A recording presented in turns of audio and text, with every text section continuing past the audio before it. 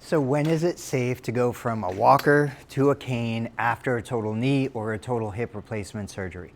The basic rule of thumb is when you are able to weight bear equally through both sides, when you can stand on the surgical leg without feeling like it might buckle or give out on you, now you're ready to make the transition from the walker to the cane. If you are going to a cane, the cane is not designed to hold you up. You know, when you're walking, let's pretend you had a right total knee replacement.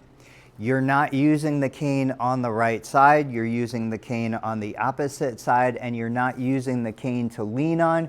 You're using the cane really to just touch the floor. If you need vertical support, if you need something to hold you up, that is what the walker is for.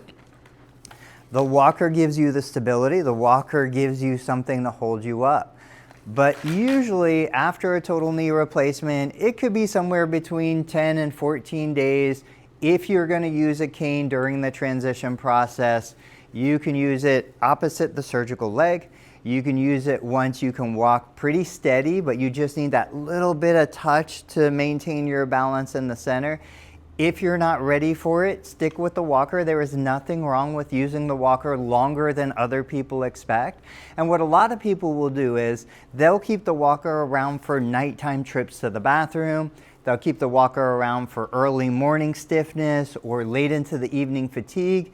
And they'll use the cane during the best part of the day. That's typically late morning, early afternoon, when you're feeling the most energetic, you've been up, you've been moving around a little bit, and the leg, the knee, the hip, whatever you had replaced is feeling its best. If you guys have other questions about assistive devices, progressions, exercises after a total knee replacement, absolutely ask.